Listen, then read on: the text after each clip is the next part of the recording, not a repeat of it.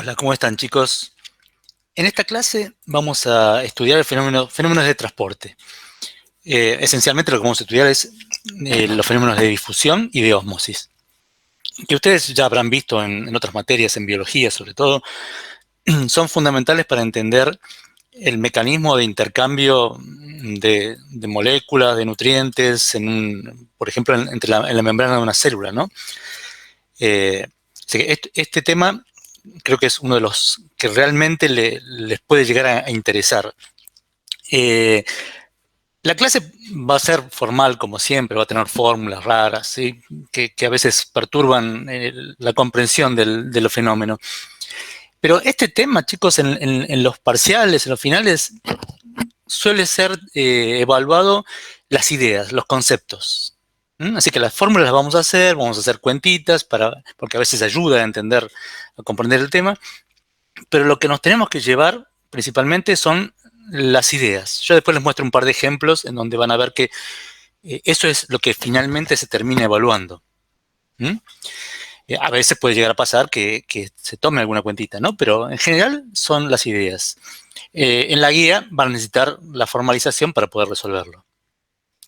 Bueno, los fenómenos de transporte involucran muchos fenómenos, no solo el de difusión, el de ósmosis, donde hay un flujo neto de moléculas, de partículas de un lugar a otro en el espacio, sino también que puede existir también flujo de energía, por ejemplo, cuando hay un gradiente de temperatura, ¿sí? Imagínense que en su casa hubiera diferentes zonas donde la temperatura no es la misma.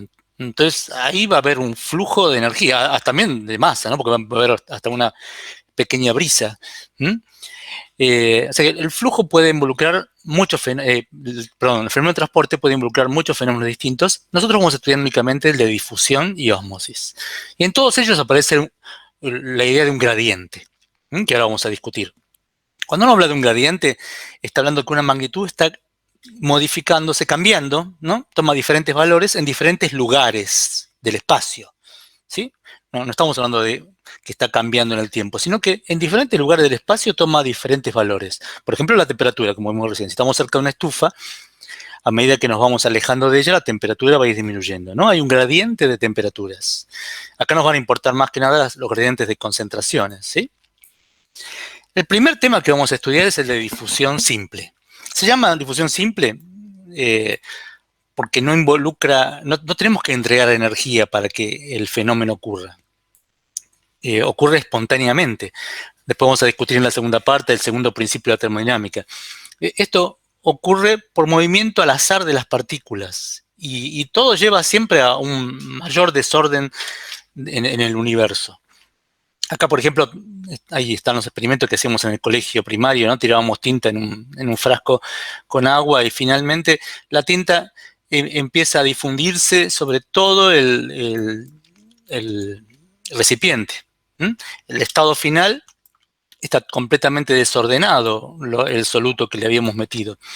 Ocupa todo el espacio del recipiente. Lo mismo el té. Pero el ejemplo que más nosotros tenemos en mente es el de una membrana. Es una membrana permeable. Acá podríamos tener moléculas, un soluto, que está disuelto en un solvente, y que por movimientos al azar nada más atraviesa la membrana. Esta membrana va a ser una membrana permeable a ese soluto. O sea, va a poder atravesarla sin necesidad de aportes de energía. Hay otros fenómenos donde hace falta aporte de energía para que una molécula o algún tipo de estructura biológica atraviese la membrana. En este caso solamente vamos a estudiar difusión simple. No hace falta energía, pasa espontáneamente por el movimiento al azar de las partículas.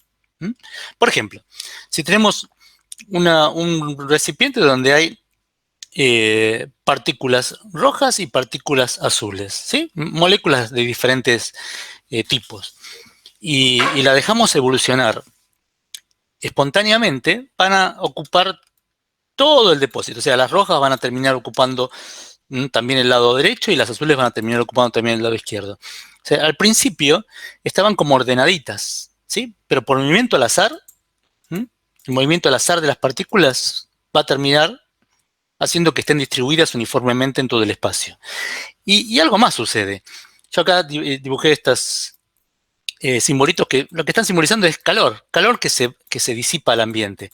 ¿Sí? En general, los procesos espontáneos que vemos todos los días, eh, cuando las partículas se están moviendo, chocan, ¿sí? Y terminan irradiando energía, ¿sí? Al exterior. Y eso produce todavía mayor desorden, porque no solo las partículas pasaron de estar ordenadas, cada uno en su lugar, ¿sí? A estar completamente desordenadas, sino que además se disipó calor al ambiente. Y entonces eso aumentó el desorden de lo que circunda a ese depósito de donde estaban las partículas. Y eso aumenta el desorden. Eso es un fenómeno que va a ser espontáneo. Como por ejemplo cuando tenemos un péndulo que lo hacemos pendular y finalmente se detiene. O sea, estaba ordenado, toda la energía estaba guardada en el péndulo y cuando termina el fenómeno, esa energía se va disipando, forma de calor al aire y finalmente está desordenada por todos lados. Es un fenómeno espontáneo. No hace falta entregar la energía. Bueno, y lo que vamos a estudiar principalmente es la difusión de un soluto en un solvente. Por ejemplo, el solvente clásico es el agua, ¿sí? Y un soluto podría ser sacarosa o cloruro de sodio, ¿no? Sal. Esos van a ser los ejemplos típicos que vamos a tratar en el curso de hoy. Imaginemos que tenemos un depósito donde hay soluto y solvente, ¿sí? Por ejemplo, sal y agua. Separados, este depósito es muy grande, y acá hay un conducto que los une. Acá esta válvula la podemos abrir, la abrimos y por movimiento al azar de las partículas, ¿sí? Finalmente, el soluto va ocupando todos los lugares posibles, o sea, se va fluyendo hacia el lado derecho. Por supuesto que algunas partículas, no sé si se dieron cuenta, algunas partículas vuelven, ¿sí? O sea, se mueven para allá y se mueven para allá también. No es que todo el flujo de soluto es hacia la derecha, sino que hay partículas que van hacia la derecha y finalmente algunas van a volver. Pero el flujo neto al principio, mientras todavía no se llegó a un equilibrio, ¿sí? El flujo neto es hacia de mayor concentración a menor concentración. Finalmente esto va evolucionando y termina en el equilibrio, o sea, se igualan las concentraciones en todos lados. Pero no es que haya un principio de la naturaleza que dice igualad concentraciones, no, simplemente se mueven al azar. Y por una cuestión de probabilidades, el estado más probable es aquel que está más desordenado. Entonces, todo finaliza con igualdad de concentraciones. Entonces, hay un flujo neto de soluto hacia la derecha hasta que se alcance el equilibrio. Y, por supuesto, también el solvente se va a mover hacia la izquierda, ¿no? Porque va dejando lugares libres el soluto cuando se mueve hacia la derecha, entonces el solvente va ocupando esos lugares. O sea, hay un flujo de soluto un flujo neto para la derecha de soluto y un flujo neto de solvente para la izquierda. Pero el que nos interesa a nosotros, el que vamos a estudiar, es el flujo de soluto. Por ejemplo, el soluto clásico, sacarosa, cloruro de sodio. Bueno, y acá viene lo que les digo que vamos a definir magnitudes, vamos a encontrar leyes, pero lo más importante son las ideas, ¿sí? Como por ejemplo la que acabo de charlar, de que el flujo neto, ¿sí? de soluto es de mayor concentración a menor concentración. Y evoluciona ese flujo hasta que se llega a un equilibrio, donde ya en todos lados tenemos más o menos la misma concentración. Bueno, y vamos a definir lo que llamamos flujo difusivo del soluto, porque lo que estamos estudiando es el soluto. Y lo vamos a definir de esta manera, es la masa que atraviesa una determinada sección, por ejemplo, de acá, esto podría ser un porito en una membrana, nada más que un porito de una membrana, un conducto por el cual pueden ir de un lugar a otro la sustancia. Es la masa que atraviesa una dada sección en la unidad de tiempo, ¿sí? Y puede llegar a ser, las unidades pueden ser kilogramos por segundo, gramos por segundo, o también podría ser moles por segundo, ¿no? Yo quiero saber cuántos moles de cloruro de sodio atraviesan una determinada sección de un poro, por ejemplo. Bueno, otra magnitud que van a aparecer en la guía cuando la traten de resolver es la densidad de flujo. Es más o menos lo mismo. Lo que pasa es que ahora al flujo, esto es una phi mayúscula, una letra griega phi mayúscula. Esto es una phi minúscula. Al flujo, los moles por segundo, lo dividimos por el área de este conducto. Entonces, lo que obtenemos es cuántos kilos o cuántos moles pasan por segundo, pero por cada metro cuadrado o por cada centímetro cuadrado, ¿sí? Por unidad de área. ¿Cuántos moles por segundo pasan, pero por unidad de área? Bueno, nos vamos a dar cuenta cuál es cuál por la unidad. De hecho, en la guía hay hasta errores y yo me doy cuenta qué es lo que me piden por la unidad o qué datos me dieron viendo la unidad. Si es kilos sobre segundo o moles por segundo, me dieron flujo. Pero si me lo están dando por metro cuadrado, me están dando la densidad.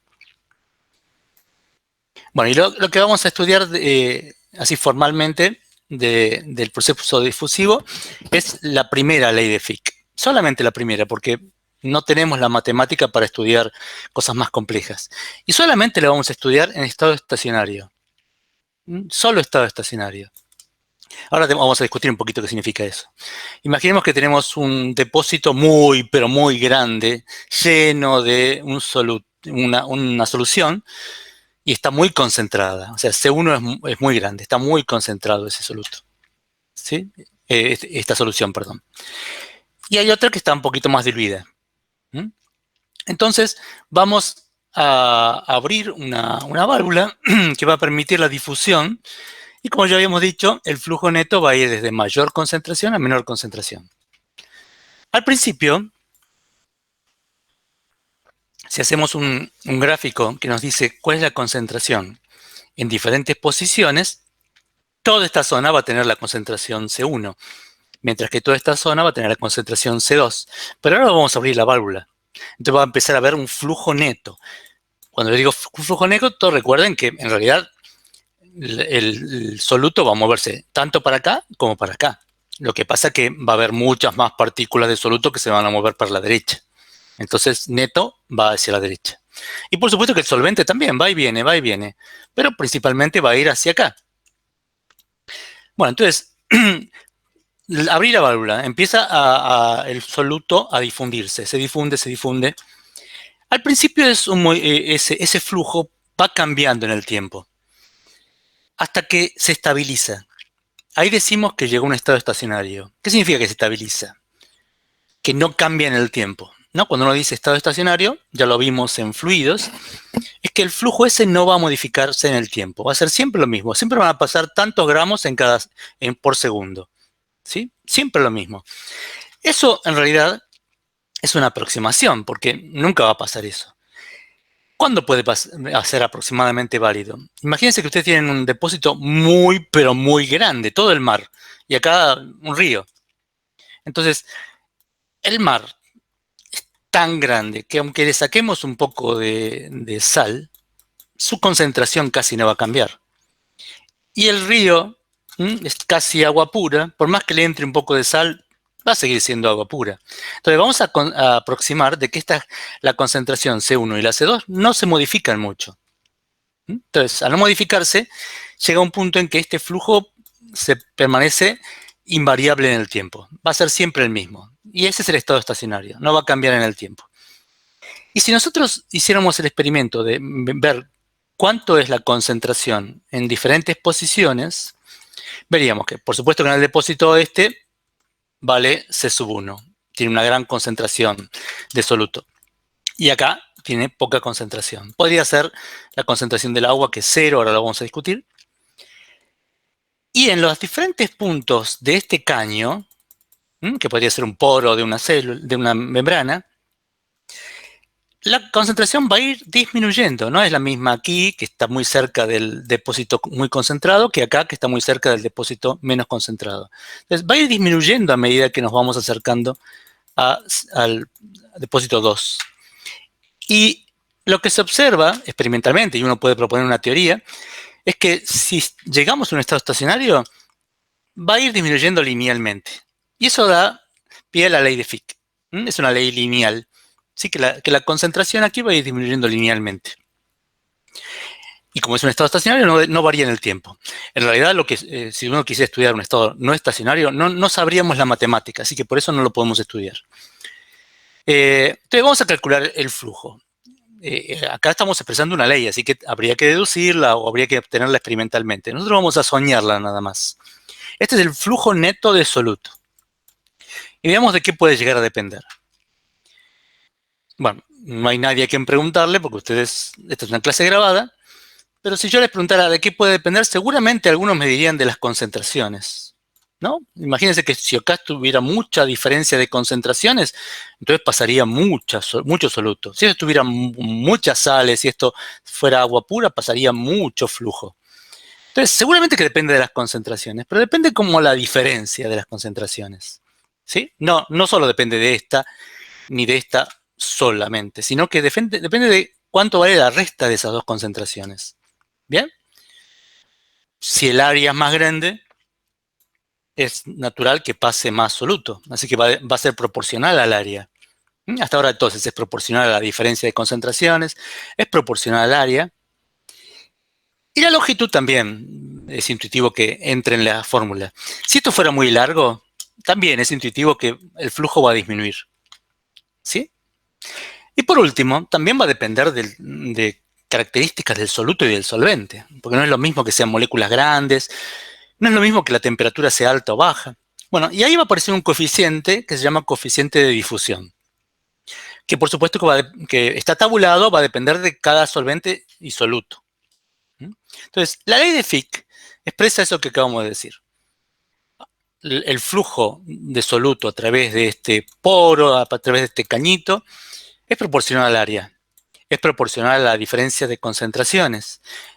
Es inversamente proporcional a la longitud. O sea, si la longitud es grande, el flujo baja. Y este es el coeficiente de difusión. El coeficiente de difusión depende del soluto y del solvente. Cambia con la temperatura. Pero para nosotros la temperatura no va a cambiar, así que va a ser una constante que podemos obtener en una tabla. La diferencia de concentraciones siempre es la final menos la inicial. ¿Y a qué llamo final? Si el flujo va para la derecha, la final es C2 y la inicial es C1. ¿Sí? O sea que esto de delta C es C2 menos C1.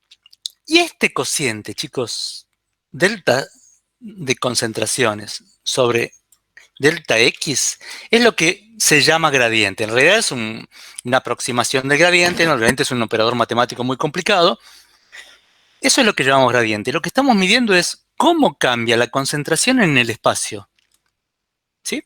Cuando veamos fenómeno de transporte, por ejemplo, de transporte de calor en una barra, ¿sí? Vamos a ver el gradiente y en lugar de concentraciones, esto va a ser diferencia de temperaturas en relación a delta X. Entonces lo que estamos viendo es cuánto cambia la concentración en el espacio. Eso es el gradiente de concentraciones. Este cociente es aproximadamente el gradiente de concentraciones. Acá viene un problema psicológico grave, porque la gente que se dedica a las ciencias biológicas, medicina, farmacia, biología, agronomía, veterinaria, suele usar una definición de gradiente que no es la que usamos los matemáticos, los físicos, los ingenieros, las ciencias duras. Los biólogos en general dicen que el flujo va a favor del gradiente, porque el gradiente va de mayor a menor concentración. Bueno, los matemáticos, los físicos, los ingenieros definimos el gradiente de manera muy formal. Es un operador matemático, aparecen derivadas parciales, cosas muy feas. Y el gradiente en realidad va desde menor a mayor concentración. De menor a mayor. O sea, el flujo estaría en contra del gradiente para los físicos. Pero no quiero perturbarles la vida, porque el resto de su carrera ustedes van a decir que el gradiente va de mayor a menor, o sea, va a favor del flujo. O sea, el flujo va al favor del gradiente. Así que acá van a tener que tener cuidado. Si, no le van en las parciales no le van a hacer esa pregunta porque saben muy bien que eso puede confundir. Pero en un final a lo mejor el que lo hizo no tuvo el cuidado suficiente y pregunta si el flujo va a favor o en contra del gradiente y bueno, ahí van a tener que tener mucho cuidado porque Para los físicos, para los matemáticos, el gradiente va en sentido contrario al flujo, ¿no? O al revés, el flujo va en sentido contrario al gradiente. Tenga mucho cuidado. Bueno, como les dije, acá la diferencia de concentraciones siempre es final menos inicial. Y como el flujo va hacia la derecha, la final es C2. O sea, fíjese, siempre C2 es la más chiquita. Así que esta resta va a dar negativa. Por eso aparece este signo menos. Finalmente el flujo me da positivo. ¿Mm? Bueno, esta es la ley de Fick. Con esto puedo calcular cuántos gramos están pasando por esta área, por esta sección transversal, en la unidad de tiempo. Bueno, el coeficiente de difusión depende de la temperatura, como habíamos dicho. Si aumenta la temperatura, el soluto va a tener mayor energía cinética, o sea, tiene la posibilidad de desplazarse más rápido. O sea, va a crecer el coeficiente de difusión. Pero nosotros vamos a trabajar siempre con una temperatura fija. Y por supuesto depende del solvente y del soluto. Se mide en metros cuadrados por segundo, centímetros cuadrados por segundo. Vamos a poner esta misma ley, pero con la densidad. La densidad, recuerden que era simplemente esto, dividirlo por el área. ¿Sí? Entonces lo que voy a hacer es pasar el área dividiendo y listo, me queda el resto. O sea, la misma ecuación de Fick la podemos escribir con la densidad de flujo, donde acá el área no apareció porque pasó dividiendo. Cualquiera de las dos expresiones podemos usar. Depende de qué nos pidan calcular. Bueno, hagamos un ejemplo para entender. Pero recuerden, este problema puede resultar feo, hay que hacer cuentitas, pero lo más probable es que no me tomen en un parcial este tipo de problemas, que me tomen preguntas muy conceptuales que vamos a ver al final. Muy conceptuales y muy simples. Me dicen, una membrana biológica de 5 por 10 a menos 4 centímetros de espesor. El espesor sería este de la membrana. ¿Se dan cuenta que va a concordar con el largo del tubo que vimos recién? Acá teníamos un tubo que unía dos regiones con diferentes concentraciones. Bueno, el espesor, en este caso, es el delta X que aparece en la ley de Fick. Bueno, separa dos soluciones, o sea, de este lado hay una concentración y del otro lado hay otra concentración. Me dicen que es 0,5 gramos por litro y 0,4 gramos por litro. Y acá me dan un dato nuevo, que es que la membrana contiene 6,36 por 10 a la cuarta poros por centímetro cuadrado. O sea, acá me está diciendo cuántos poros tengo por cada centímetro cuadrado. Ahora lo vamos a discutir eso. Cada uno de ellos y me dan el radio. O sea, me están dando el radio de cada uno de los poritos. Eso me va a permitir calcular el área que aparecía acá, ¿no? El área esta. Es un cilindro, así que va a ser pi por radio al cuadrado. Bueno, bajo el supuesto de estado estacionario, porque si no, no podríamos usar la ley de Fick. Y otro comentario, la ley de Fick vale en primera aproximación, así que no lo tomemos como una ley, como si fuera la segunda ley de Newton, ¿no? Que es una ley de la naturaleza. Bueno, entonces bajo el supuesto de estado estacionario, hay el flujo a través de un solo poro. Un solo porito. Ahora es solamente esto. O sea, igual al problema descrito por la ley de Fick que hicimos recién. Y estime cuántos gramos de soluto atraviesan en un minuto. Se dan cuenta que gramos por unidad de tiempo es flujo. Nos pidieron, lo vamos a poder obtener cuántos gramos pasan en un minuto a través de haber calculado el flujo. Bueno, entonces calculemos primero el área. Es simplemente pi por radio al cuadrado, es una cuentita. Ahora sí podemos calcular el flujo en un solo poro. Menos el coeficiente de difusión, me lo tienen que dar como dato.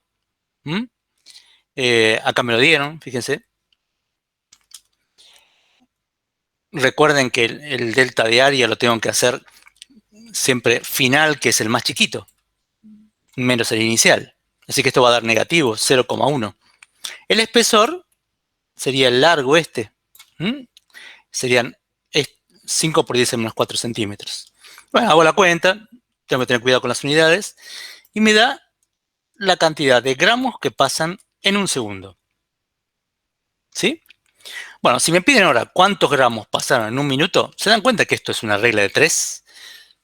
O sea, si yo ya sé que en un segundo pasa esta cantidad de gramos, en 60 segundos, ¿cuánto va a pasar? ¿Está bien? Así que puedo hacer una regla de 3 y encontrar la masa o multiplicar directamente el flujo por el tiempo. O sea, por 60 segundos. Bueno, ahora me piden el flujo total. Yo calculé el flujo por un solo poro. Así que si me dieran el número de poros, lo único que tengo que hacer es multiplicar por el número de poros al flujo que calculé recién, de un solo poro. Pero no lo tengo, no tengo el número de poros. Me dieron otra cosa. Entonces, lo que voy a calcular, y es lo que me piden calcular, es la densidad de flujo. La densidad de flujo total se define en una membrana como el flujo, ¿sí? Total, fíjense que acá puse el flujo total, número de poros por flujo de un poro, dividido el área total de la membrana. La total de la membrana. Hay partes de la membrana que tendrán agujeritos porque son los poritos y partes que no tienen agujeritos. El área total de la membrana. Así se define la densidad de flujo total en una membrana. Bueno, este dato sí me lo dieron. El cociente este me lo dieron. Porque fíjense que lo que me dieron es cuántos poros tengo por centímetro cuadrado, ¿no? Ese fue el dato que me dieron. Por ejemplo, si yo tengo un centímetro cuadrado de la membrana, bueno, cuento. Tengo 1, 2, 3, 4, 5, 6, 7 poros. 7 poros por centímetro cuadrado. Bueno, esta es una membrana medio rara, ¿no? Acá me dicen que tengo un montón de poros por cada centímetro cuadrado. Bueno, este número, este cociente, número de poros por centímetro cuadrado, es el dato que me dieron, ¿sí? En el enunciado. Así que nada más tengo que multiplicar al flujo que calculé recién de un poro por esa cantidad. Y me da, por supuesto, acá me equivoqué, no es flujo total, sino es densidad de flujo, chicos. Cuidado. Son los gramos por centímetro cuadrado por segundo. ¿Cuántos gramos por segundo están pasando por cada centímetro cuadrado de membrana? Bueno, y ahora definimos algo que me están pidiendo en el enunciado, que es la permeabilidad de la membrana. Me piden que la calcule. Y esto es una definición. Acá de vuelta, lo que tengo es la densidad. Me equivoqué, no es el flujo total, sino es la densidad. Es lo que calculamos acá, que también me equivoqué, es densidad. Fíjense que está en centímetros cuadrados. Y se define, es la densidad de flujo total, es igual a la diferencia de concentraciones por una nueva magnitud que se llama permeabilidad. Si este número es grande, significa que va a pasar mucho flujo, mucha densidad de flujo. Si este número es chiquitito, es que no es muy permeable la membrana. Bien, por supuesto que va a aparecer la diferencia de concentraciones. Esta P va a depender de todas las características de la membrana. El espesor, el número de poros, ¿sí? El radio de cada poro, si son poros grandotes va a pasar más soluto. Bueno, entonces, como esto ya lo calculé y esto lo conozco, simplemente tengo que pasar dividiendo la diferencia de concentraciones y el signo y termino. Bueno, calculo. Y fíjense que la unidad que aparece en permeabilidad de la membrana es centímetro por segundo. En la guía teórica les dan una fórmula para la permeabilidad de la membrana. ¿Sí? Que está la densidad de poros por centímetro cuadrado, el radio del poro, el coeficiente de difusión y el espesor. Pero no importa, ni siquiera vale la pena anotarla. La probabilidad de que me tomen este tipo de problemas es muy, pero muy baja. Muy baja, ¿eh? Recuerden, la idea es que se toman problemas conceptuales. Bueno, esto también es un tema que muy difícilmente se lo pregunten, pero yo se los comento, es interesante. Si uno tiene una partícula de soluto y lo deja evolucionar en el tiempo, por más que se mueva al azar, o sea, que se mueva, por ejemplo, un poquito para acá y después un poquito para atrás, un poquito para allá, un poquito para atrás, para adelante, para atrás, finalmente, si yo lo dejo moverse libremente, se va a ver desplazado respecto a donde estaba originalmente. O sea, por más que haya la misma probabilidad de que vaya para la derecha y para la izquierda, si uno lo deja evolucionar, se va a ver desplazado. Y si uno toma un montón de esas partículas de soluto, originalmente todas concentradas en un punto, como si fuera una mancha de tinta en agua, si yo lo dejo pasar el tiempo, esa mancha de tinta cada vez se está expandiendo a través del solvente. ¿Sí? Y un poquito más y se expande más. Y finalmente, yo puedo encontrar una ley Si propongo una ley teórica y que simplemente se basa en ideas estadísticas de desplazamiento, de movimiento al azar de las partículas, yo puedo encontrar que el radio que ocupa un cierto porcentaje de esas moléculas de soluto va aumentando, ese radio va aumentando con el tiempo. Y sigue una ley que se las chanto porque no es fácil demostrarlo. O sea, el radio va aumentando como la raíz cuadrada de, bueno, 2 por el coeficiente de difusión. Si el coeficiente de difusión fuera más grande, si fuera más fácil difundir, el radio aumentaría más rápidamente. Y aparece el tiempo, ¿no? A medida que transcurre el tiempo, este radio va aumentando. Se llama desplazamiento cuadrático medio. Bueno, y esto es esencialmente lo que está pasando en el proceso difusivo. Se está moviendo al azar. Bueno, vamos ahora a meternos con el tema de ósmosis. Antes de meternos en el tema de ósmosis, vamos a discutir algunas propiedades de algunos solutos clásicos que van a aparecer esencialmente en los ejemplos. Por ejemplo, la sacarosa. La sacarosa es una molécula muy complicada, se disuelve en el agua, o el cloruro de sodio, ¿sí? que es una molécula que se puede ionizar, ¿está bien? Se separa, se disocia en un ion cloro y un ion sodio. La sacarosa no se disocia, pero ambos tienen esta propiedad que atraen moléculas de agua.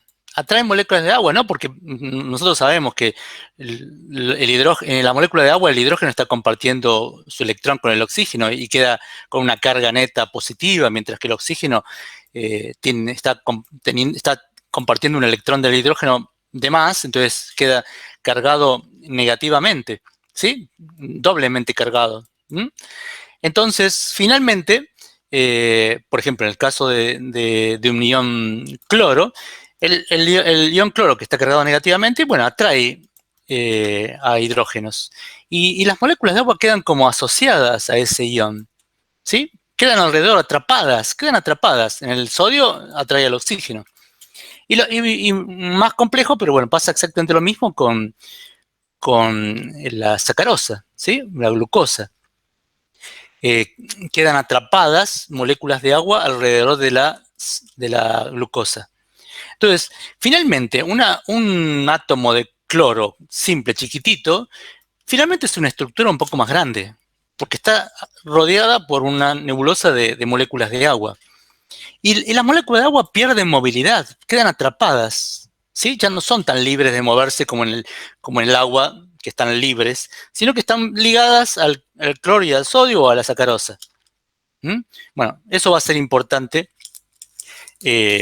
ahora en el fenómeno osmótico, que es el otro proceso de transporte que vamos a estudiar en esta clase. Necesitamos, para poder expresar analíticamente las propiedades, definir primero lo que conocemos como molaridad. Esto ya en el secundario lo vimos en química, a lo mejor si cursamos química en el CBC ya lo vimos. Voy a hacer un pequeño repaso. Y la molaridad mide la concentración en una solución. ¿Cuánto soluto tengo? ¿Sí? Y lo que mide es cuántos moles de soluto tengo por litro. ¿Sí? La unidad es mol por litro. ¿Sí? ¿Cuántos moles de soluto tengo por cada litro de solución? Y eso el mol por litro usualmente se llama molar. Vamos a ver un ejemplo ahora, pero ¿cómo haríamos para calcular el número de moles? Eso también lo vimos en el colegio secundario, lo vimos en química. Imaginemos que nos dan que en una solución hay tantos gramos de sal. Entonces nos piden calcular el número de moles de cloruro de sodio. Bueno, lo que tenemos que saber es cuánto vale la masa molar. ¿Sí? Entonces, esencialmente lo que vamos a tener que hacer, ahora vamos a ver un ejemplo, es un cociente. Tengo tantos moles, tanta masa, por ejemplo, del cloruro de sodio, y lo vamos a dividir por cuántos gramos tiene cada mol de cloruro de sodio. Veamos acá el ejemplo para que quede fijo. Imaginemos que tenemos, me piden cuál es la molaridad de una solución de cloruro de sodio en agua, cuya concentración, y me dan la concentración en gramos por litro, ¿no? me dicen que tengo 0,585 gramos por cada litro. Y lo que nos piden es la molaridad, que es cuántos moles por litro. Bueno, me dicen que me dan el dato de la masa molecular. Fíjense que la masa molecular lo que me dicen es que cada gramo, ¿sí? cada mol, perdón, de cloruro de sodio tiene una masa de 58,5 gramos. Entonces lo que tenemos que saber es cuántos moles hay acá. Miremos lo fijo nada más y nos damos cuenta cuántos moles hay acá. ¿Sí? Comparémoslo con esto.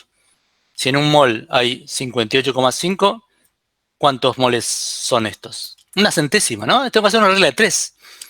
Si 58,5 gramos de cloruro de sodio es un mol, bueno, 0,585 gramos es n moles. Y hacemos la cuentita y nos da una centésima de mol. ¿Bien? O sea que la molaridad es 0,01 mol por litro o 0,01 molar, se dice. ¿Sí? Esto es 0,01 molar.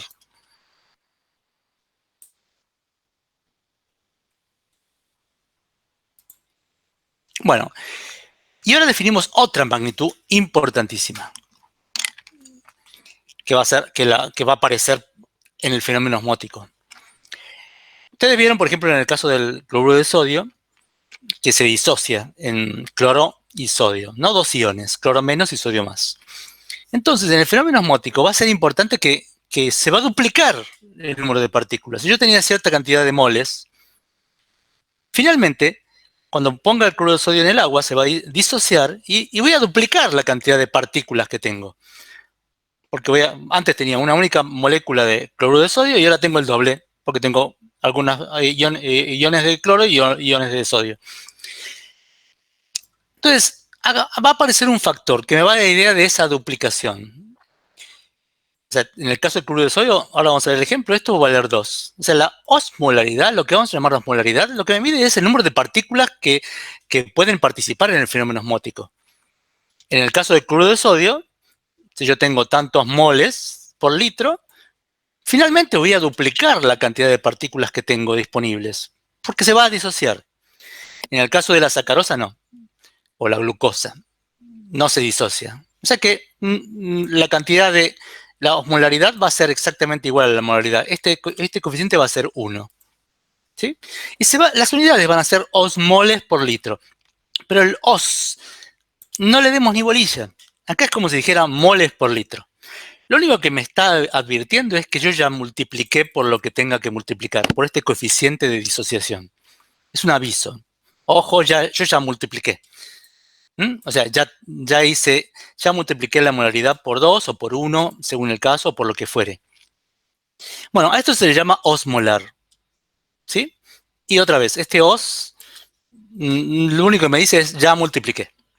Bueno, el coeficiente de disociación lo que me dice es la relación que hay entre el número de partículas luego de disociarse y las que tenía antes de disociarse. Nosotros vamos a estudiar nada más que el caso fácil en donde se disocia todo.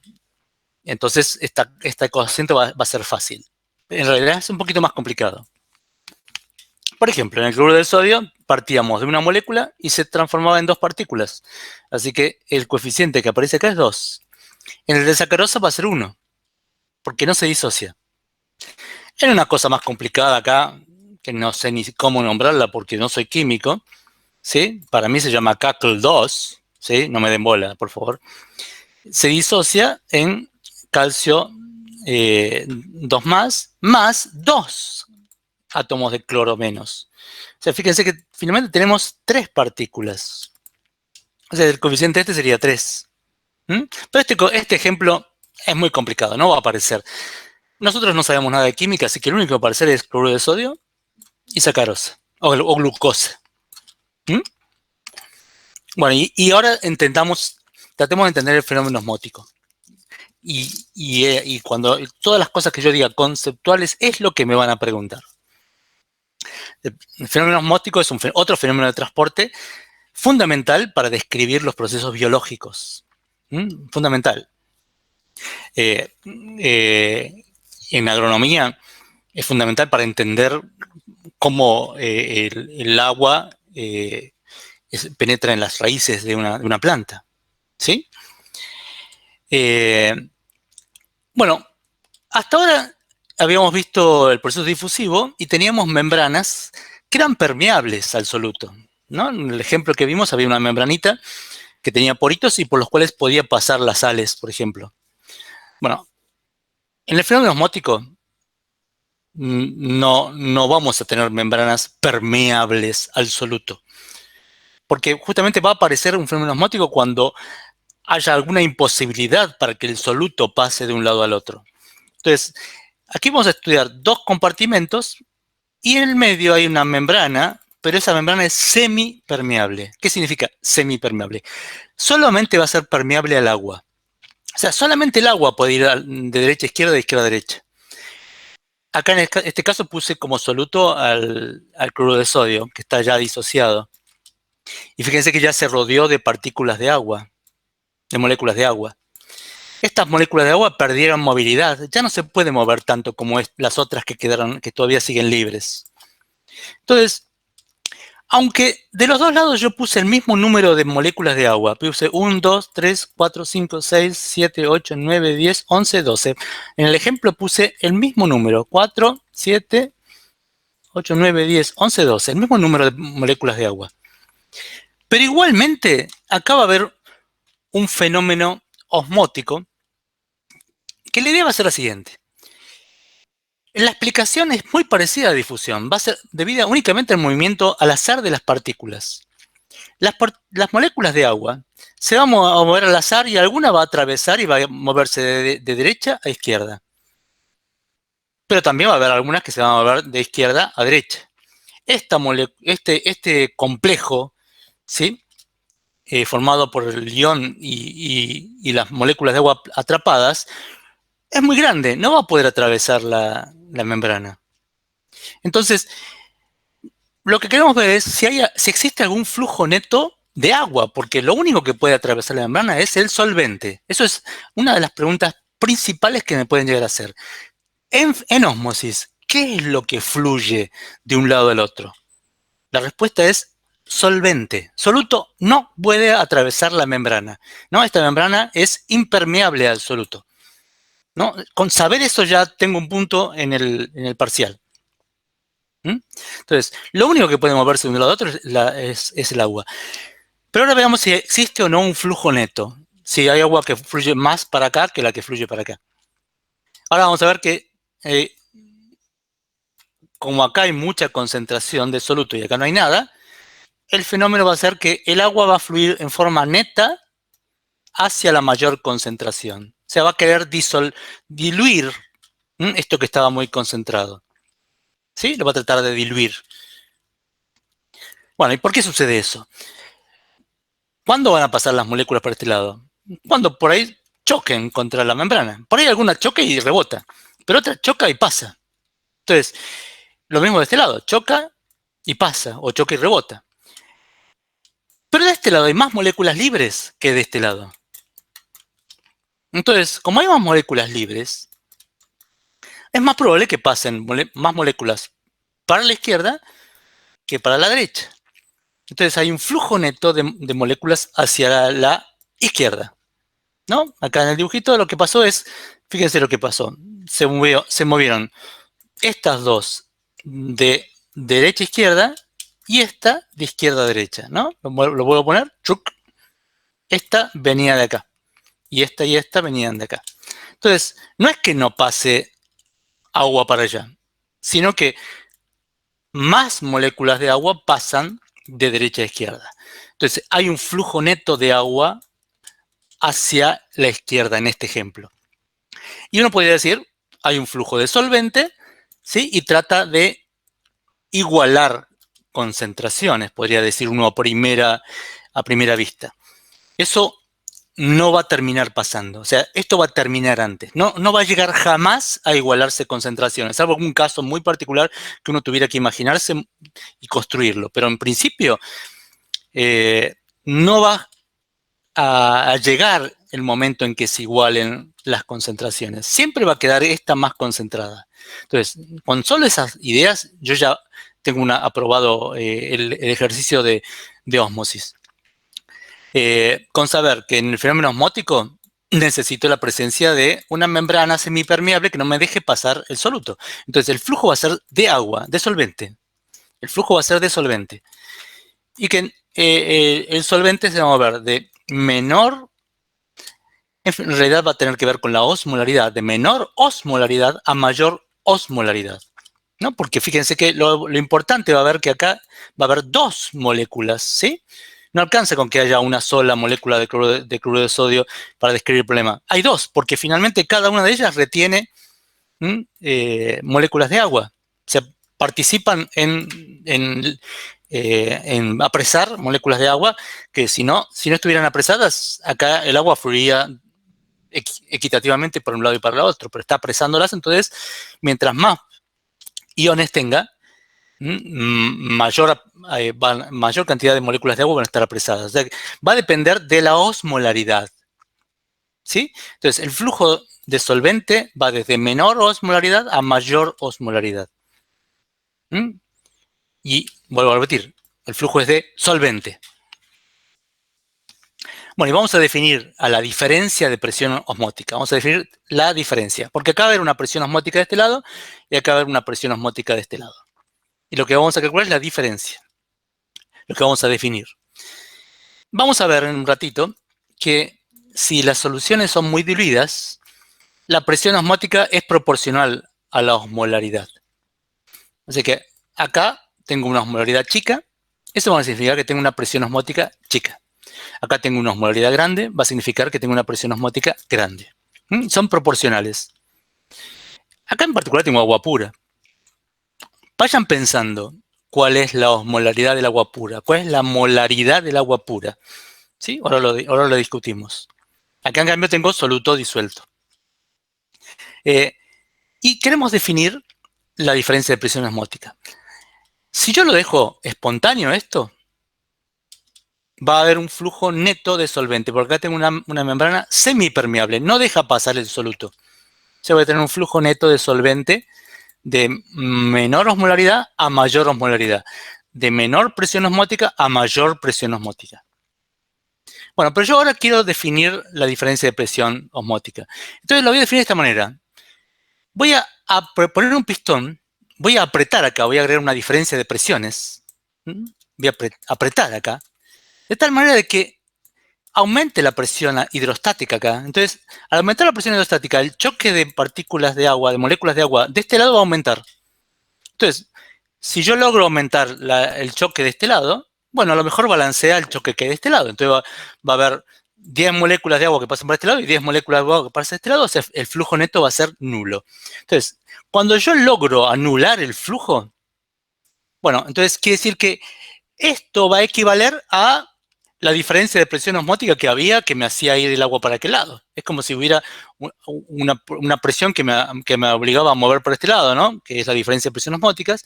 Entonces yo tengo que hacer una presión de este lado para balancearla, ¿no? Esa es una idea así como que describe el problema. ¿Sí? No muy precisa, pero que describe el problema. Entonces, así se define experimentalmente la diferencia de presión osmótica. ¿Qué sobrepresión tengo que hacer de este lado para que deje de pasar el agua espontáneamente hacia la izquierda? Bueno, hay que ver cómo se calcula esto. Experimentalmente lo único que tengo que hacer es presionar de este lado hasta que no pase agua, hasta que no pase solvente. Bueno, y algo muy importante que yo ya dije, no se llega a igualar concentraciones, porque fíjese, esto termina acá, deja de pasar el agua y no se igualaron las concentraciones. El equilibrio se logró porque yo aumenté la presión hidrostática. ¿Sí? Esto siguió estando más con mayor osmolaridad. Recuerden que lo que importa es la osmolaridad, no la concentración, la osmolaridad. Bueno, y como les dije, ahora vamos a ver que en soluciones diluidas, la osmolaridad es proporcional a la presión osmótica. O sea que acá tengo una presión osmótica chiquita y acá tengo una presión osmótica grande. Donde tengo mayor osmolaridad, tengo mayor presión osmótica. Y les había dicho que vayan pensando cuál es la osmolaridad, cuál es la molaridad del agua pura. ¿Sí? El agua pura no tiene soluto. Y la molaridad lo que me mide es cuántos moles de soluto tengo en 1 litro de solución? Bueno, en agua pura no tengo nada de soluto. O sea, la osmolaridad del agua pura es 0. Entonces la presión osmótica del agua pura es 0. O sea, en este caso tengo solamente presión osmótica, acá que tengo soluto. Entonces el agua va a fluir espontáneamente de menor presión osmótica a mayor presión osmótica hasta que ejerza a una determinada sobrepresión, por ejemplo, hidrostática, que me balancee esa diferencia de presiones osmóticas. ¿Mm? Bueno, y ahora vamos a encontrar una ley para calcular esta diferencia de presión osmótica y va a depender de las osmolaridades, va a depender de la temperatura. Porque con la temperatura, estas partículas se mueven más rápido, tienen más energía cinética, entonces tienen mayor probabilidad de atravesar.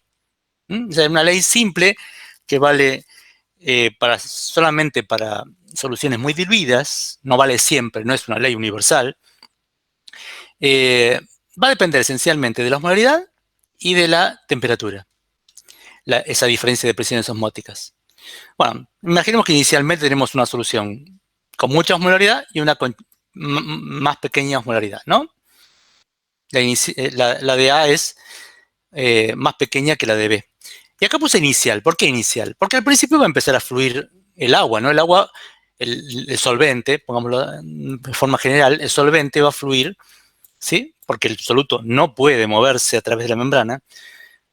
El solvente va a fluir y esta concentración va a empezar a diluirse. Mientras que esta va a aumentar la concentración de soluto porque se va a estar yendo el agua. ¿Está bien? Entonces va a ir cambiando en realidad las osmolaridades a medida que pasa el tiempo. Pero en algún momento, fíjense lo que sucedió. Fue pasando, fíjense, a esta la aclaré un poquito. ¿Sí? ¿Vieron? A esta la aclaré un poquito porque pasó tanta agua, tanto solvente, que esta se diluyó un poco. Entonces acá hablamos de las finales, de los estados finales. Lo que vamos a estudiar es el estado final, no el principio. Y lo que vamos a calcular es la diferencia de presiones al final. La diferencia de presiones osmóticas al final. Fíjese que acá aumentó la altura. Y va a parar el flujo de agua. Va a llegar a un equilibrio. Esto va a dejar de fluir agua en forma neta para acá. ¿Por qué? Porque al aumentar la cantidad de líquido que tengo acá, hay una diferencia de alturas. Eso va a provocar, ya sabemos por hidrostática, ya lo estudiamos, que acá abajo, en el lado B, va a haber mayor presión hidrostática. ¿Sí? Es como haber presionado, como en el caso anterior, haber presionado con un pistón. Bueno, acá estamos, en lugar de presionado con un pistón, tenemos mayor altura del líquido en B y eso hace que la presión hidrostática acá sea más grande. Entonces, llega un punto que esta altura es tan grande que balancea a la diferencia de presiones osmóticas y deja de fluir agua, ¿no? Se llega a un equilibrio, donde acá tengo una mayor presión hidrostática que acá, pero acá tenía una mayor presión osmótica que acá, ¿sí? Entonces se termina balanceando cuando se igualan estas diferencias de presiones. Pero esta diferencia de presión hidrostática la sé calcular, porque tiene que ver con la diferencia de altura, ¿se acuerdan? Densidad por gravedad por profundidad, ¿bien? De hidrostática. Entonces, si conocemos la diferencia de altura, vamos a poder calcular la diferencia de presiones osmóticas. O al revés. Ahora vamos a ver una ley para poder calcular esta diferencia de presiones osmóticas. Entonces, lo que vamos a querer calcular es la altura. Hay un problema en la guía, el problema 8, donde le piden calcular la diferencia de alturas. Entonces, ahora después vamos a ver un ejemplo numérico. Entonces, si reemplazo esta ecuación acá, voy a poder calcular, por ejemplo, la altura que va a llegar. ¿Sí? Esto, por ejemplo, sucede en el suelo, ¿no? Imagínense que tengo agua bastante pura en el suelo y tengo una solución dentro de las células de la raíz. Entonces, fíjese que lo que se logra es que el agua penetre, ¿sí? Y suba por los capilares. En el caso de una planta no alcanza con el fenómeno osmótico para describir por qué el agua termina llegando hasta las hojas, ¿sí? Hace falta, el fenómeno principal que hace subir el agua, por ejemplo, hasta las hojas, es en realidad una evapotranspiración. Lo van a ver a gente que siga agronomía o ambientales, ¿sí? Es el fenómeno osmótico es parte del fenómeno. La transpiración del agua en las hojas va a ser una especie de succión que va a ayudar a que el agua suba. Bueno, por esto entonces podríamos calcular la altura en donde se alcanza el equilibrio. ¿Sí? Ya no fluye más agua. Y lo importante, de nuevo, el equilibrio se alcanza no igualando concentraciones, sino aumentando la altura de tal forma que se genera una diferencia de presiones hidrostáticas que termina balanceando a esa diferencia de presiones osmóticas. ¿Mm? Bueno, y ahora sí vamos a ver una ley que nos permite calcular la diferencia de presiones osmóticas.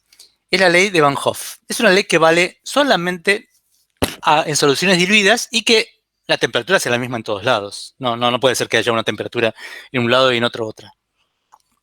Ya no valdría más esta ecuación. ¿Sí? Es una ecuación empírica que se puede demostrar usando termodinámica. ¿Mm?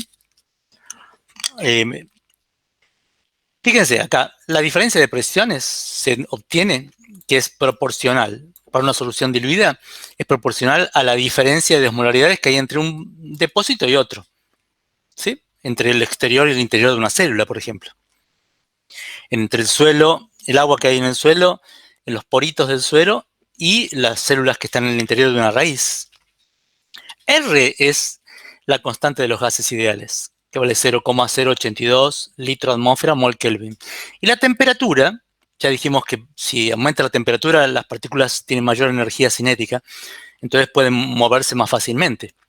Entonces, la temperatura tiene que estar en Kelvin, es una temperatura absoluta. Esta ley se parece mucho a la de los gases ideales, porque los fenómenos son muy parecidos, son movimientos de partículas al azar. Bueno, acá fíjense que la diferencia de osmolaridades es simplemente una resta entre osmolaridades. Recuerden que aparecía el coeficiente de disociación multiplicando a la molaridad. R es la constante de los gases ideales, ya la conocemos de química, de colegio secundario. Valía 0,082 litro atmósfera mol Kelvin. O les doy una nueva, que sobre todo la vamos a usar en la segunda parte, que es 8,314 joule mol Kelvin. Si ustedes quieren que el resultado de la diferencia de presiones osmóticas le dé en atmósferas, usan la primera, que es la que más conocemos, la que estamos acostumbrados.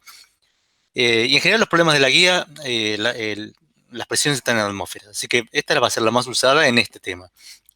Pero si quisieran que la diferencia de presiones osmóticas le diera en pascales, o sea, en el sistema internacional, entonces usamos la segunda, que ya aparece joules, que es la unidad de energía, ¿no? Después les voy a dar una transformación. El litro de atmósfera es una unidad de energía. Y les voy a dar cómo calcular la relación entre un litro de atmósfera y los joules. La temperatura, por supuesto, tiene que estar en Kelvin. Igual que pasaba en la ecuación de los gases ideales, que ustedes seguramente han visto y vamos a ver en las próximas clases después del parcial. Y se calcula a partir de la temperatura en grados centígrados, sumándole 273. Por ejemplo, si ustedes tienen que la temperatura ambiente es de 27 grados centígrados, al sumarle 273, la temperatura en Kelvin nos queda 300 Kelvin. Eso es algo que tenemos que tener mucho cuidado. Aquí no podemos poner grados centígrados. Tiene que estar la temperatura pasadas a Kelvin. Y una cosa muy importante. Fíjense lo que pasa si nosotros distribuimos acá RT, lo pasamos multiplicando a este término y RT a este. Podemos pensar como que si hubiera una presión osmótica del sector 2 y una presión osmótica del sector 1. Y eso es lo que vamos a hacer, definir la presión osmótica de cada uno de los sectores. Por ejemplo, la presión osmótica del interior de la célula y la presión osmótica del exterior de la célula. Finalmente, lo que va a tener relevancia es la diferencia de presiones osmóticas, porque eso va a llegar a un equilibrio finalmente, por ejemplo, cuando se establezca una diferencia de presiones hidrostáticas. O sea, pero vamos a definir separadamente la presión osmótica en el interior de la célula, por ejemplo, vamos a llamarla pi sub 1, y en el exterior de la célula, que vamos a llamar pi sub 2. Y lo primero que voy a recalcar es esto, que finalmente la presión osmótica por ejemplo, en el interior de la célula, es proporcional a la osmolaridad en el interior de la célula. Ahora vamos a ver ejercicios. Entonces, hay que tener en mente eso si uno le complica la idea de presión osmótica. Si a mí me dicen que algo tiene una presión osmótica elevada, es porque la osmolaridad es elevada. ¿Mm? En general, los problemas, la temperatura va a ser invariable, así que lo que vamos a tener que preocuparnos es por la osmolaridad. Bueno, entonces también podemos definir la presión osmótica en el exterior, y si quisiéramos calcular la diferencia de presiones osmóticas, restamos. ¿Mm?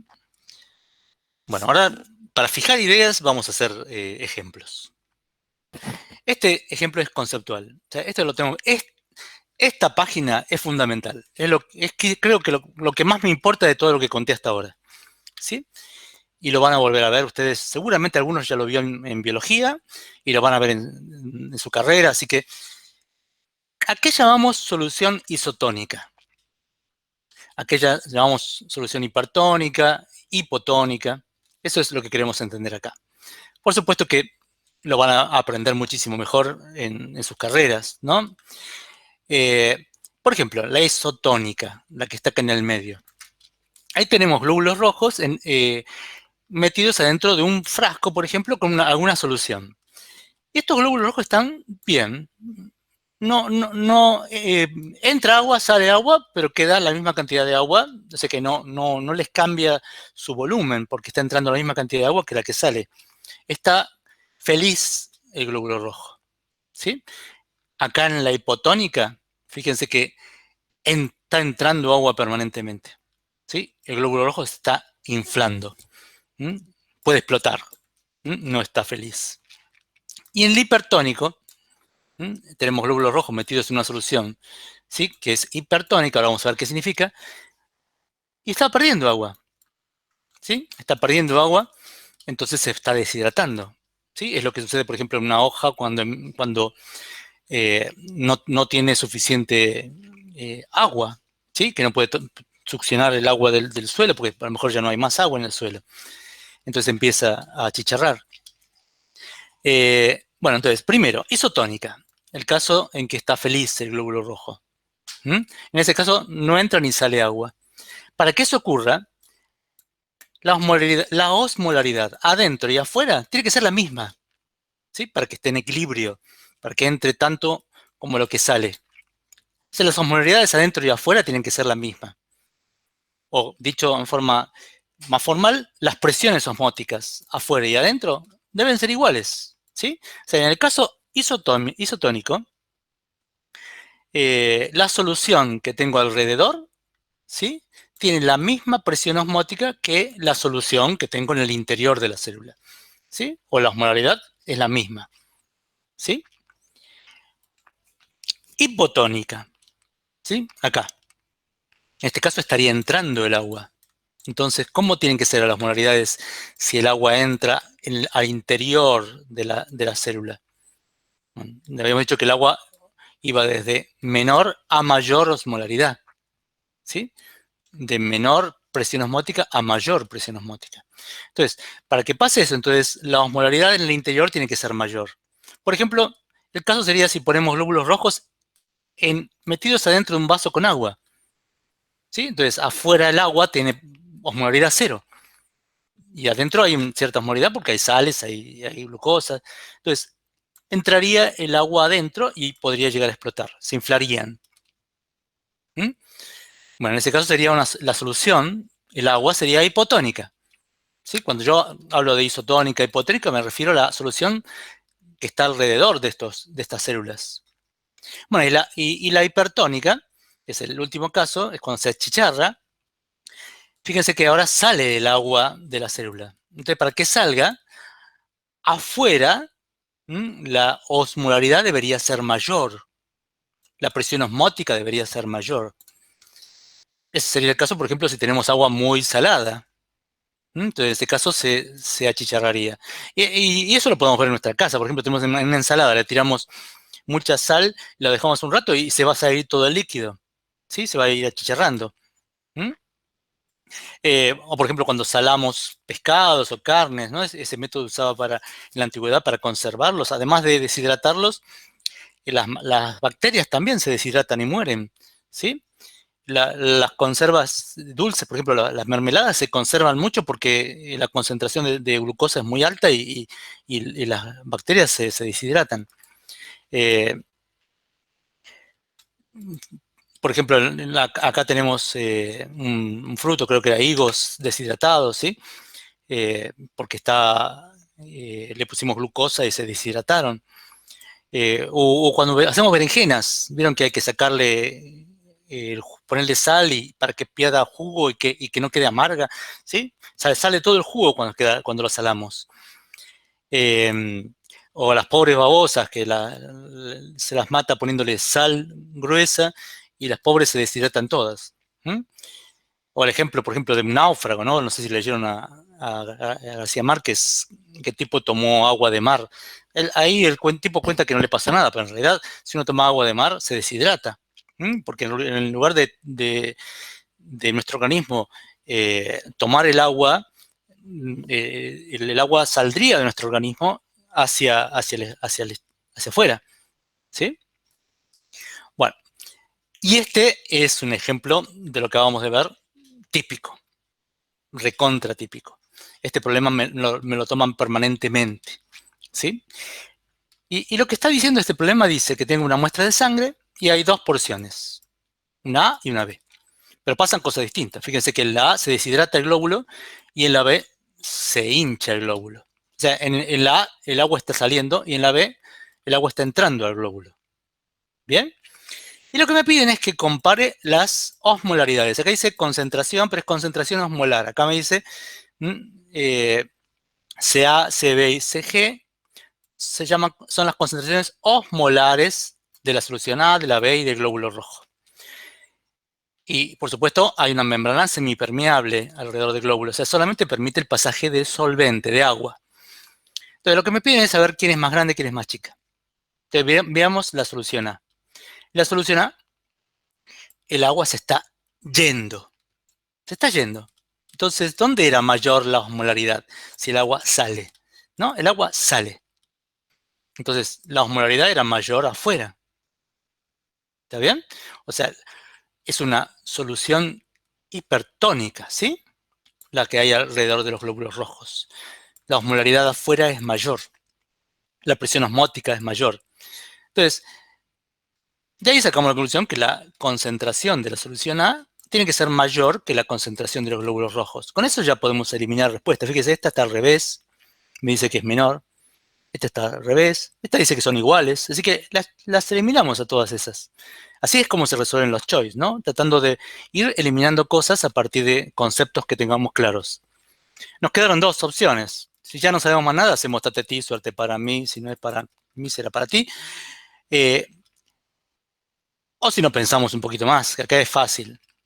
En este caso, fíjese que la solución en la que está el glóbulo rojo es hipotómica, ¿sí? El agua ahora entra a las células, ¿sí? Está entrando. Eso sucede si adentro la osmolaridad es mayor.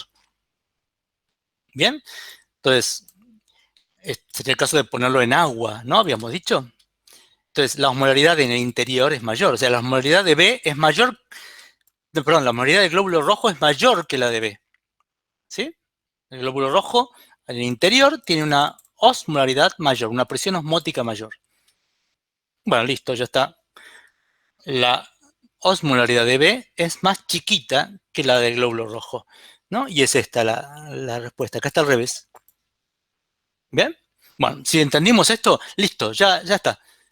Ya entendimos que lo que fluye a través de la membrana semipermeable es el agua, ¿sí?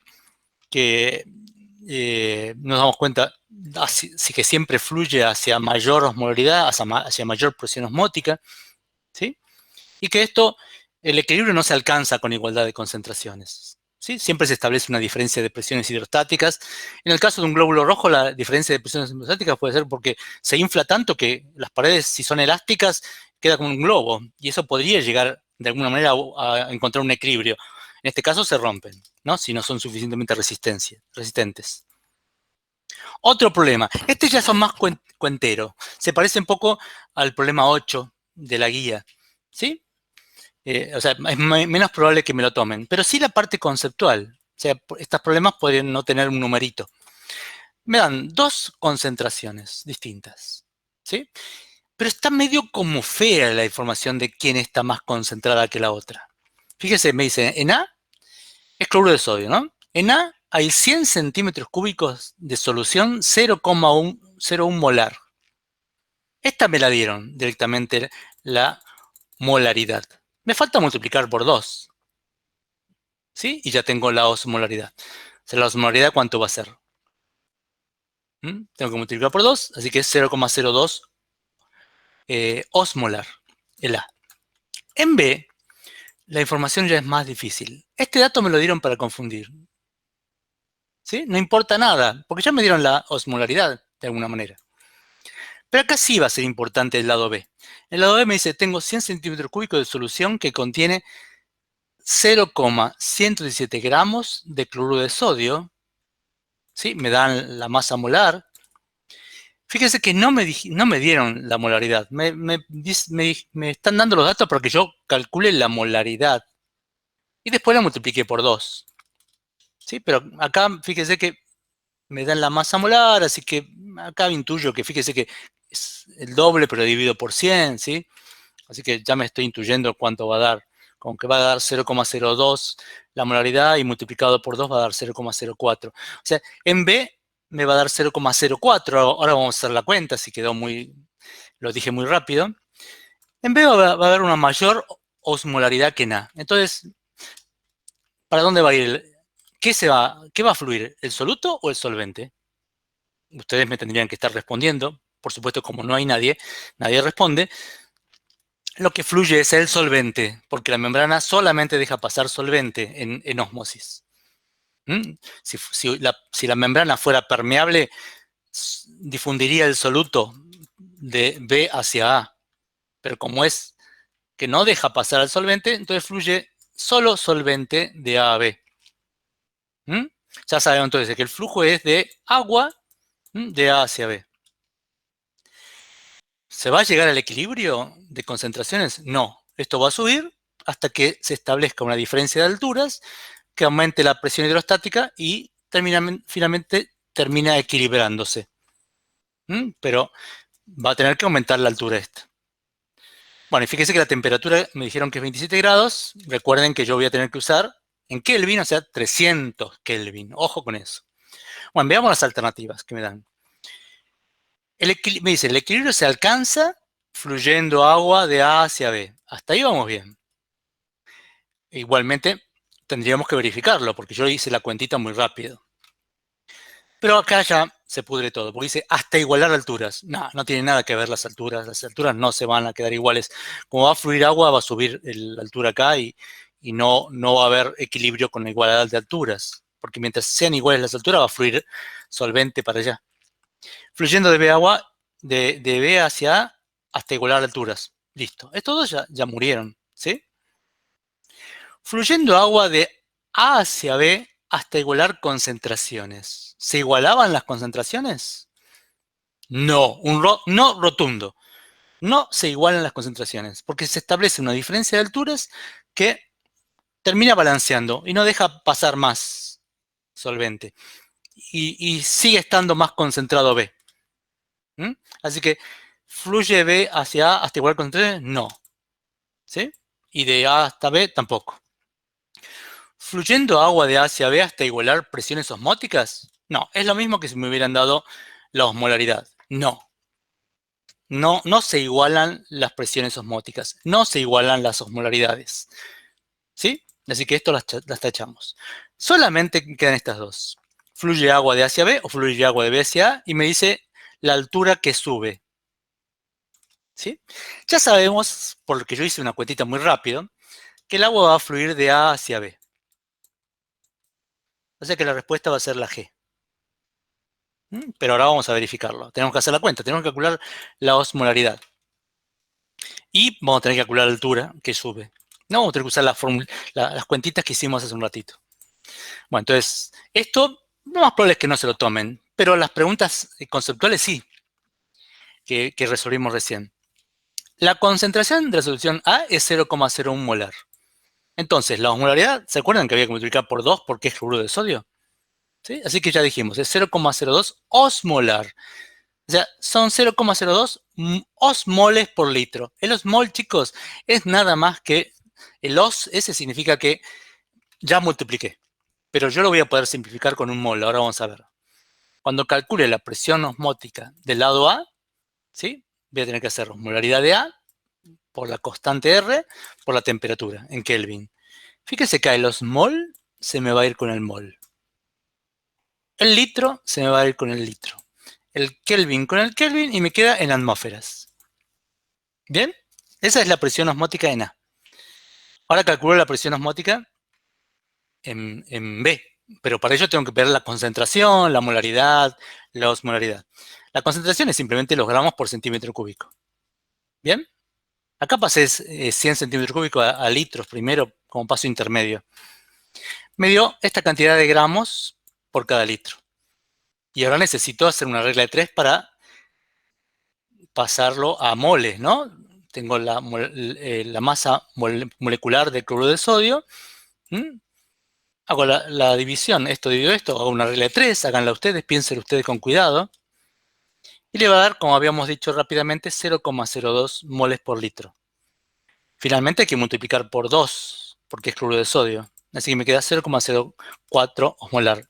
Fíjense, este dio 0,04 osmolar, este 0,02. O sea, realmente el agua iba desde A hacia B. ¿Sí? Y la presión osmótica, por supuesto, me va a dar más grande, ¿no? El doble, porque la osmolaridad se duplicó. Hacemos la cuentita, igual que antes. El osmol se va con el mol, porque os no es nada, simplemente es un aviso. Ya multipliqué por 2. Litro con litro. ¿Sí? Kelvin con Kelvin, me quedan atmósferas. Y claramente la presión osmótica en B es mayor que la presión osmótica en A. Lo que necesito calcular es la diferencia de presiones osmóticas. ¿Sí? Para calcular la diferencia de alturas. Porque el agua va a fluir para acá y se va a aumentar la altura. Entonces ahora calculamos eso. Quiero saber la diferencia de alturas.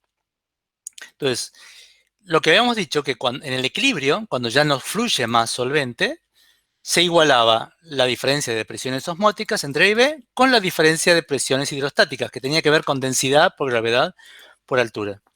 ¿No? O sea, miramos esta altura, podemos calcular la diferencia de presiones y metiendo acá esto acá, despejamos la altura. O sea, hacemos la diferencia de presiones que calculamos recién, lo dividimos por la densidad del agua, porque la solución que estamos tomando es muy diluida, o sea que la densidad que tomamos es la del agua. ¿Bien? Aproximadamente la del agua. Me da 4,98 metros, listo, termino el problema. Sube del lado B 4,98 metros. Bueno, y ahora el último tema que les voy a contar, y después hacemos un par de ejercicios muy rápido, ¿sí? Muy rápido, les cuento los ejercicios típicos. Es el fenómeno de ósmosis inversa. La probabilidad de que le tomen ósmosis inversa en un parcial es nula. En un final, a lo mejor, alguien le pregunta algo. La ósmosis inversa es una manera de, por ejemplo, de purificación del agua. En los barcos, para purificar el agua del mar, para sacarle las sales, se usa el fenómeno de ósmosis inversa. Pero acá queremos lograr agua pura, ¿sí? Entonces el fenómeno va a ser justamente al revés de lo que sucede espontáneamente. Vamos a tener que entregar energía. O sea, no es espontáneo el fenómeno de ósmosis inversa. Nos cuesta energía, nos cuesta dinero purificar el agua. Entonces acá tenemos un ejemplo feo, pero ustedes, ahora me arrepiento de haber puesto un ejemplo feo, pero podría ser agua de mar esto. Y acá tenemos agua pura. Acá es una solución complicada, hierro, cloro 3, ¿sí? Y la idea es que queremos que el agua que hay acá, en lugar de pasar agua de derecha a izquierda, como es lo espontáneo en un fenómeno osmótico, ¿no? Porque pasa de menor osmolaridad a mayor osmolaridad, o sea, espontáneamente pasa de B hacia A. Pero nosotros queremos que pase lo contrario, lo contrario a lo espontáneo, que pase agua de A a B para que tengamos más agua pura. Entonces, para lograr eso, que no es espontáneo, tenemos que entregar energía. O sea, vamos a tener que presionar por un pistón acá más de lo que presionamos de acá. O sea, tenemos que presionar mucho de acá. ¿Sí? A entregar energía, hacer un trabajo.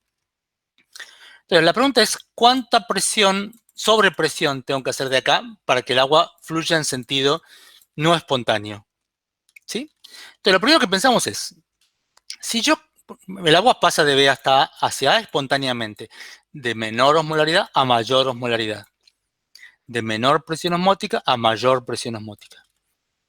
Si yo quisiera equilibrarlo, voy a tener que aumentar la presión acá hasta llegar a igualar la diferencia de presiones. ¿Sí? Si ahora yo quisiera que el agua empiece a pasar al revés, o sea, de A hacia B, voy a tener que aumentar un poquito más. O sea que la diferencia de presiones entre A y B va a tener que superar un cierto valor. ¿Sí? O sea, va a tener que ser la diferencia de presiones va a tener que ser mayor que algo. Ese algo va a ser la diferencia de presiones osmóticas. Pero además, hay algunas de estas que las voy a poder eliminar rápidamente.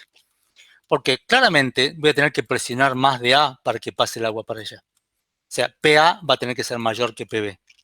Entonces, eliminemos aquellas en donde ocurra lo contrario. Por ejemplo, acá PB menos PA me dicen que es mayor que 0. Eso significa que esta es más grande.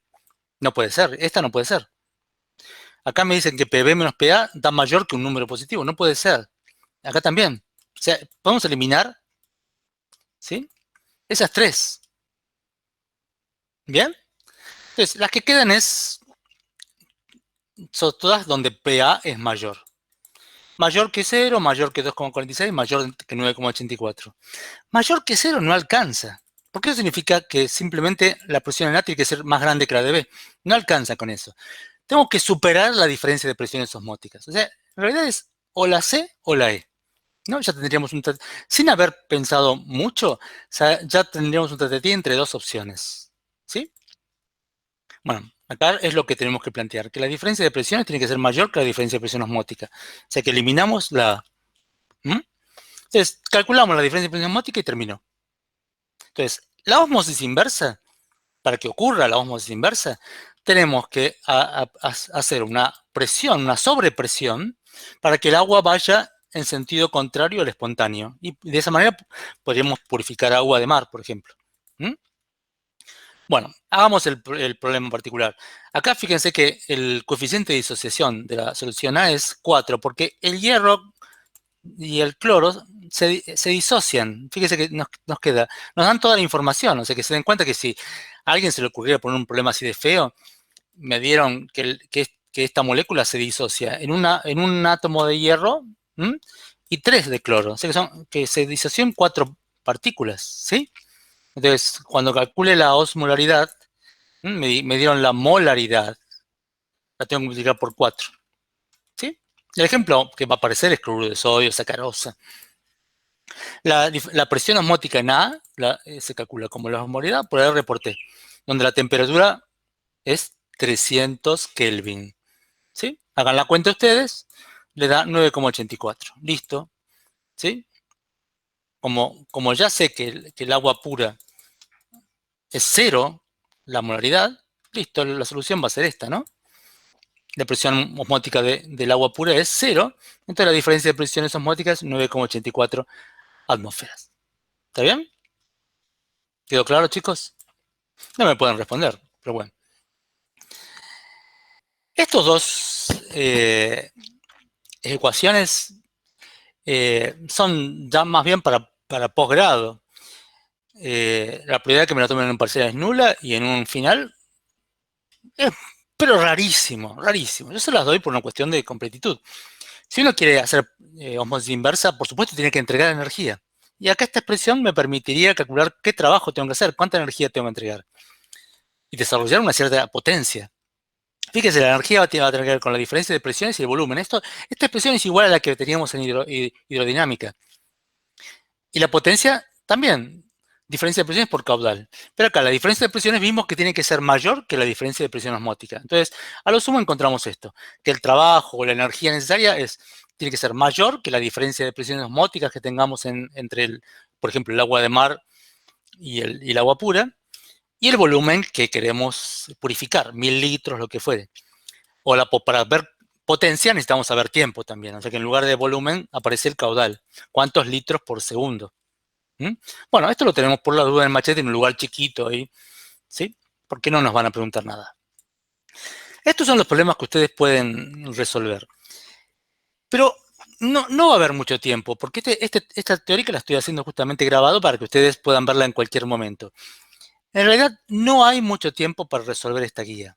Entonces, yo les dejé la vez pasada un acceso a un drive mío en donde les puse problemas de parciales típicos, que son los que tienen en el foro que han subidos como parciales de otros cuatrimestres.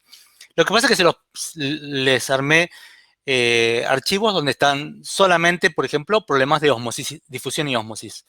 Solamente de hidrostática, solamente de hidrodinámica. Bueno, si no accedieron ya, yo ahora le voy a dar escrito el drive, pero si no me escriben un mail y yo le doy acceso. Mi mail es izquierdo, ¿no? Con Z, izquierdo @cbc.uva.ar. Y yo les doy acceso. ¿Por qué les doy ese archivo acá? Porque no hay tiempo de hacer los ejercicios de la guía que son bastante complejos. Entonces, miren los de ese archivo porque ahí la mayoría son conceptuales. La mayoría son muy conceptuales. Algunos son muy difíciles, pero conceptuales. Entonces, como tenemos poco tiempo, mejor nos dedicamos por esta vez, en este tema, a hacer problemas de ese parcial.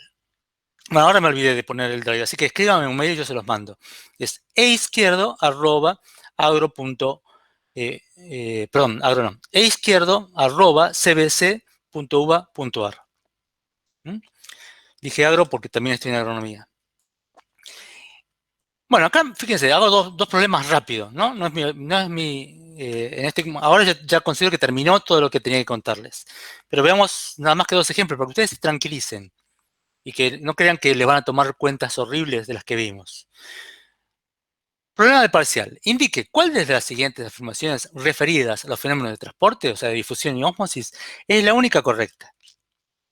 Para que se produzca difusión, es imprescindible tener una membrana semipermeable. No. ¿No? Si es semipermeable, no pasa el soluto. ¿Está claro? Justamente acá no teníamos difusión. Así que se me fue. La primera la eliminamos. La segunda, durante la difusión solo se desplazan las moléculas de solvente. No, se desplazan las de soluto para un lado y las de solvente en forma neta para el otro. En realidad ambas pasan para los dos lados, pero en forma neta una va para un lado y la otra va para el otro. Lo que pasa es que lo que estudiamos es el flujo de soluto. O sea que tampoco es esta. La otra, para que se produzca la ósmosis es imprescindible el aporte de energía al sistema desde el exterior. No. La ósmosis es un fenómeno espontáneo. Se produce por movimiento al azar de las partículas. Si quisiéramos hacer ósmosis inversa, y sí. Pero acá no. No hace falta energía. Lo mismo que si fuera difusión simple. El otro, la evolución de un proceso difusivo permite disminuir el gradiente de concentraciones. Esto es cierto, porque a medida que va difundiendo, se van igualando las concentraciones. Entonces, el delta de concentraciones va disminuyendo, entonces el gradiente va a ir disminuyendo. ¿Sí? Esto es importante saberlo, chicos. ¿Sí? O sea, esta es la correcta. Igualmente, veamos la siguiente por las dudas.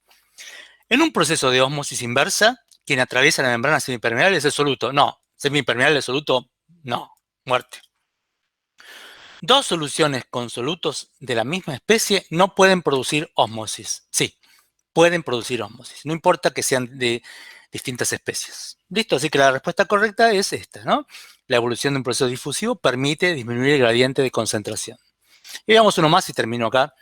Y ustedes después ven los problemas del drive. Una membrana semipermeable separa dos soluciones acuosas. Para que exista una diferencia de presión osmótica es necesario que las soluciones tengan igual volumen. No, no tiene nada que ver con el volumen. Las soluciones tengan distinto volumen. Nada que ver con el volumen. Las soluciones tengan igual molaridad. No, la molaridad no es la magnitud importante. La magnitud importante es la osmolaridad. ¿Las soluciones tengan distinta molaridad? No, porque a lo mejor tienen distinta molaridad, pero el coeficiente de disociación las termina haciendo que las osmolaridades sean iguales. Así que la molaridad no es la magnitud que determina la ósmosis, es la osmolaridad. Y acá me dice, ¿las soluciones tengan igual osmolaridad? No, si tienen igual osmolaridad no hay flujo neto. Las soluciones tengan distinta osmolaridad. Listo, es la última. Se dan cuenta que esto sí lo podemos entender y sí lo podemos aprobar. Así que, bueno, que tengan mucha suerte, chicos, y si no entienden, bueno, me consultan. Le vuelvo a repetir, mi correo electrónico lo escribo ahora, ¿sí? A ver si puedo dibujarles mi correo electrónico. Ay, no me sale ahora el dibujo.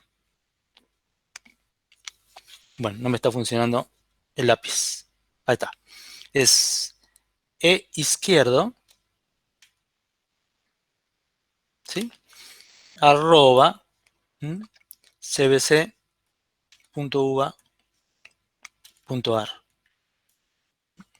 Bueno, chao chicos. Hasta luego.